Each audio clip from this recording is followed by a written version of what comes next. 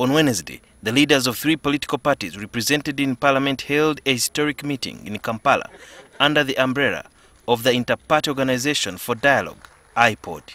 In attendance was President Yoweri Museveni, who is also the chairman of the ruling NRM.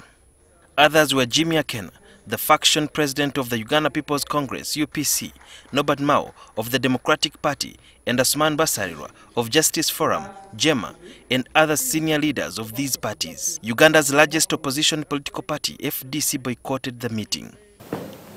Discussions in IPOD are only but discussions that have no legal effect or legal impact. So we should not replace the informal civil society-led IPOD process with the statutory, legally binding National Consultative Forum.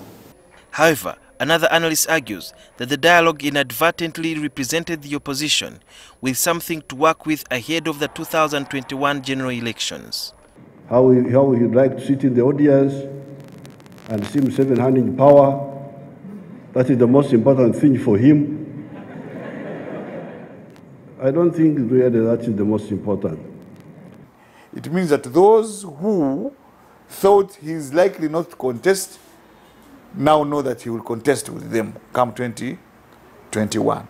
So they must devise means on how best to defeat him. The head of IPOD Secretariat, Frank Rusa, says the dialogue made some gains. The fact that we held a summit which attracted all the principals of the political parties represented in IPOD, that they came and spent 10 hours discussing these issues, for me is a sign that this time around they really want to approach the agenda that they have set for themselves with the seriousness it deserves. According to Opiyo, the composition of IPOD cannot lessen the polarization in the populace that subscribes to different political parties, has divergent views and demands. A table of 4 or 5 men. I doubt if, for example, the specific and peculiar issues of women may have found its way on that table. Let's give these politicians a chance to do what they've set out to do.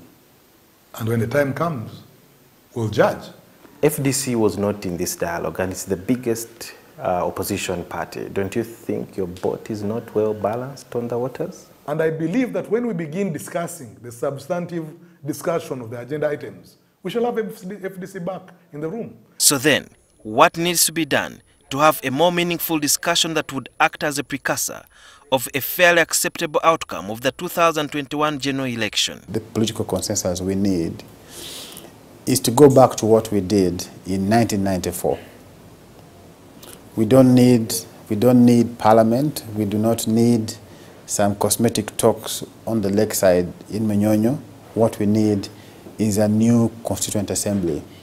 If I were a member of the opposition, or if I want to influence the legal reform and electoral reform of this country, my focus would be or is on parliament. Critics say that unless government commits itself in ensuring that they answer some of the pertinent questions about electoral reforms and other pertinent issues that affect the political future of Uganda, whether they have many meetings through IPOD and also national dialogue, all that will be seen as just like flogging a dead horse.